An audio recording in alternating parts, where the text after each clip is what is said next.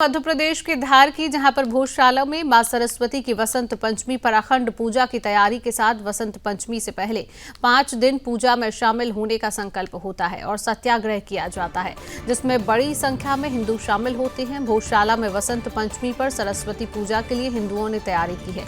वहीं शुक्रवार का दिन भी वसंत पंचमी को पड़ रहा है। शुक्रवार के दिन वसंत पंचमी होने से मुस्लिम पक्ष नमाज पढ़ने के लिए पहुंचने की जिद करता है। हिंदुओं ने कहा है कि भोजशाला विवाद पर मुस्लिमों को विचार करना चाहिए कि यह भारतीय देवी देवताओं का मंदिर है, यहाँ नमाज पढ़ने की जरूरत नहीं है। मुस्लिम भारत में रहते हैं, यहाँ का अन्न जल ग्रहण करते हैं, तो यहाँ के मंदिरों में नमाज की जिद क्यों करते हैं।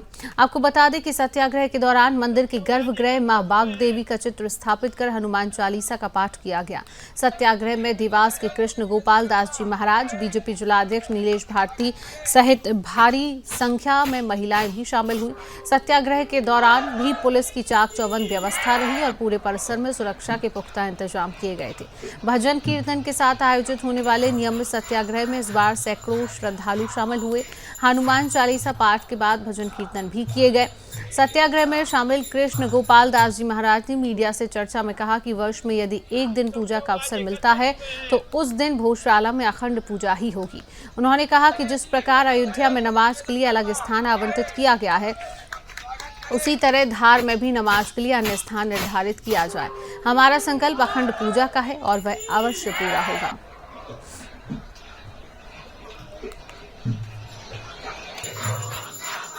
हमारा नाम कृष्ण गोपाल दास है। देवास के पास में आग्रोदेव मां श्री पंचमुखी धाम आग्रोद के महंत हैं और आज माता जी की इच्छा से, सरस्वती मैया की इच्छा से इस सत्याग्रह में शामिल होने का अवसर मिला। ये हमारा परम सौभाग्य है और बसंत पंचमी का जो संकल्प है वो सभी ने हाथ खड़े करके, जो हिंदू समाज का जो भक्ति भाव है वो आज आप देख ही रहे हैं। तो हमारा दृढ़ विश्वास है कि बसंत पंचमी को अखंड सेवा पूजा माता जी की संपन्न होगी और जिस प्रकार से आज उत्साह दिखा, इससे 10 गुना ज़्यादा उत्साह आपको बसंत पंचमी के दिन दिखेगा, माता जी की कृपा से, सरस्वती मैया की कृपा से। इस धार शहर से हमारे हिंदू भाई इस सत्याग्रह में आकर शामिल हुए और सामूहिक हनुमान चालीसा का पाठ किया।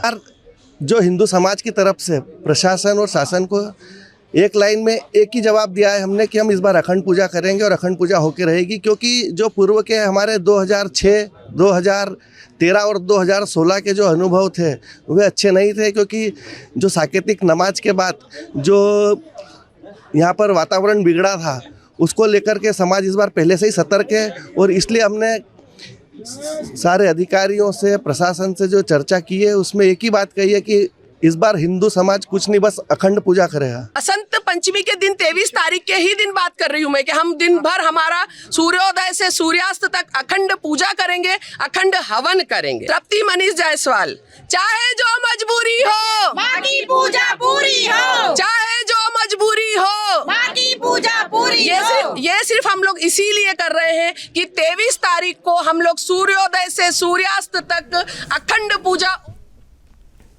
और इसी खबर पर अधिक जानकारी लेंगे मध्य प्रदेश के ब्यूरो चीफ रामस्वरूप शर्मा जी हमारे साथ जुड़ चुके हैं। रामस्वरूप जी, भोजशाला में अखंड पूजा से पहले कई हिंदुओं का जमावड़ा जुटा है, क्या कुछ जानकारी? देखिए शिवांगी जी, मैं सबसे पहले आपको बता दूं कि मध्य प्रदेश का जो धार है ये एक ऐतिहासिक महत्व रखने वाला धार्मिक स्थल है और मां सरस्वती का पूरे विश्व में ऐसा पहला मंदिर है जो इतना विशाल है और इससे लेकर कई तरह की आध्यात्मिक और धार्मिक कथाएं हैं। बावजूद इसके ये जो पूरा स्थान है वो ASI के नियंत्रण में है। कोर्ट में इसको लेकर एक मामला चल रहा है। अलग अलग इस पूरे मामले को लेकर 20 से 20 सालों में सुनवाइयां की गई हैं और ज्यादातर सुनवाइयों में यहाँ पर जो बसंत पंचमी का दिन होता है वो बाग देवी यानी कि मां सरस्वती वो समर्पित होता है, ऐसा कहा गया है। और बसंत पंचमी के दिन यहाँ जो पूरा दिन है सुबह से लेकर सूर्योदय से लेकर सूर्यास्त तक हिंदुओं को समर्पित हो और यहाँ शांतिपूर्वक तरीके से पूजा पाठ चलने दिया जाए। इस तरह का फैसला, इस तरह का आदेश चाहे ASI की बात करें या और जो दूसरे आदेश आए हैं सरकार की, तत्कालीन सरकारों की सामने आई है। आप बावजूद इसके अब मध्य प्रदेश के धार में एक पूरे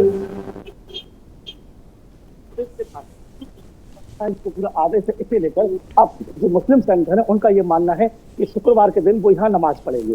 इस एक तरफ नमाज की बात की जा रही है, दूसरी तरफ वहाँ अखंड पूजा की बात की जा रही है। बीते कल यानी मंगलवार को, प्रति मंगलवार यहाँ पर एक सत्याग्रह होता है और वो सत्याग्रह को ताजा रखने के लिए वीक में ये प्रोग्राम डिसाइड किया गया है कि हिंदू यहाँ एक दिन हफ्ते में सप्ताह में एकत्रित हो और ये संदेश पूरे देश में जाए कि ये मामला कभी भी ठंडा या बासा न समझा जाए। इसलिए पूरे वर्ष भर मंगलवार को यहाँ सत्याग्रह किया जाता है। और चूंकि बाघ देवी 23 तारीख को यानी कि शुक्रवार के दिन बाघ देवी की पूजा है, बसंत पंचमी है, उसके 5 दिन पहले से भी यहाँ सत्याग्रह का आयोजन चलता है। तो वो जो वार्षिक सत्याग्रह चलता है वो कड़ी और ये मंगलवार वाली जो कड़ी है 5 दिन वाली, उनको दोनों को जोड़कर महिलाओं ने, पुरुषों ने, छात्रों ने, विद्यार्थियों ने, संतों ने, साधु ने, पत्रकार ने, सामाजिक कार्यकर्ताओं ने, सभी ने मिलजुल कर एकजुटता का परिचय दिया है। और बाघ देवी का जो मंदिर है, कल वहाँ एक सांकेतिक चित्र को स्थापित किया गया था, पूजन की गई थी। दिन भर वहाँ हनुमान चालीसा और बजरंग बाण का पाठ चलता रहा। तीसरी सबसे बड़ी बात यह है कि वहाँ थर्ड लेयर की जो सुरक्षा है वो भी रखी गई है कि यहाँ किसी तरह की दंगे फसाद जैसी स्थिति न बने। मुस्लिम जो समुदाय है, प्रशासन उसे समझाइश देने का प्रयास कर रहा है कि जो एक दिन है वो एएसआई के द्वारा भी, शासन और प्रशासन के द्वारा भी और कोर्ट की पुरानी गाइडलाइन के अनुसार भी, क्योंकि 1000 साल पुराना माँ बाघ देवी का, माँ सरस्वती का स्थान है, इसलिए जो बसंत पंचमी का दिन है वो हिंदुओं की पूजा को समर्पित होना चाहिए। बिल्कुल रामस्वरूप जी, सत्याग्रह की तस्वीरें आप टीवी स्क्रीन पर देख रहे हैं, लगभग कितनी संख्या में यहाँ पर हिंदू एकजुट नजर आए? देखिए, मैं सबसे पहले दिव्या आपको बता दूं, जी आपको बता दूं कि ये जो प्रश्न है आपका बहुत महत्वपूर्ण ये प्रश्न है, क्योंकि ये एक तरफ तो हमने जो रिपोर्ट आपको भेजी है ये सत्याग्रह की है, लेकिन सत्याग्रह के एक दिन पहले जो खबर थी यहाँ से 10,000 हिंदुओं ने एकत्रित होकर मोटरसाइकिल से, बाइक से, 4 व्हीलर से, 2 व्हीलर से एक ओंकार रैली निकाली थी, जिसमें ये आह्वान किया गया था कि इस महापूजा में पूरे मध्य प्रदेश भर के जो युवा है, युवतियां हैं, महिलाएं हैं, माता शक्ति है, वो उपस्थित हों। तो 2 दिन ये बहुत बड़ी भीड़ देखने को सामने आई है। तो इसके पहले यानी कि सोमवार के दिन जो यहाँ भीड़ जुटी थी, जो एक वाहन रैली निकाली गई थी, उसमें 10,000 से ऊपर का आंकड़ा था भीड़ का।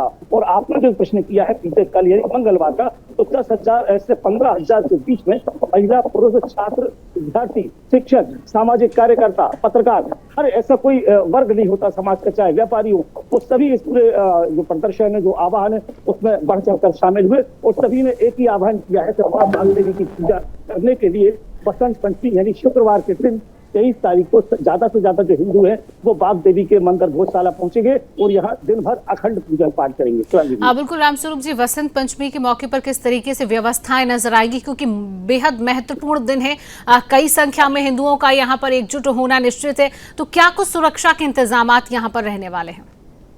बिल्कुल, देखिए शिवांगी जी, ये बहुत संवेदनशील, अति संवेदनशील मामला है। ये पूरे मध्य प्रदेश में ही नहीं बल्कि पूरे देश भर के जो संवेदनशील मामले होते हैं उनमें से भोजशाला विवाद का जो मामला है वो एक माना जा रहा है और इसीलिए प्रशासन ने यहाँ पर थर्ड लेयर की जो सिक्योरिटी है वो उपलब्ध कराई है। 3 लेयर की सुरक्षा घेरा है, जहाँ ये कोशिश की जाएगी कि किसी तरह के उपद्रव की या दंगा फसाद की स्थिति निर्मित ना हो। लेकिन जो मुस्लिम पक्ष है वो लगातार अपनी जिद के ऊपर अड़ा हुआ है, तो वो नमाज पढ़ेगा। प्रशासन और शासन और जो दूसरे बिचौलिए होते हैं उनकी तरफ से ये मांग की जा रही है, ये आग्रह किया जा रहा है कि भारत का ऐसा कोई भी धार्मिक स्थल जो हिंदू भावनाओं को समर्पित हो, वहां किसी भी मुस्लिम समुदाय के व्यक्ति को जाकर नमाज नहीं पढ़ना चाहिए नैतिकता के आधार पर। क्योंकि जो मुस्लिम समुदाय के लोग हैं वो भारत का अन्न और जल ग्रहण करते हैं, तो उन्हें नैतिकता के आधार पर कम से कम जो बड़े धार्मिक स्थल है, जो ऐतिहासिक धर्म स्थल है, जिनका 1000 या 2000 साल पुराना ऐतिहासिक उल्लेख है, कम से कम उन्हें नमाज से अलग कर दिया जाए। बावजूद इस मांग के जो मुस्लिम है वो इस बात को मानने के लिए तैयार नहीं है। चलिए, बिल्कुल रामस्वरूप जी, तमाम जानकारी साझा करने के लिए आपका बहुत बहुत धन्यवाद।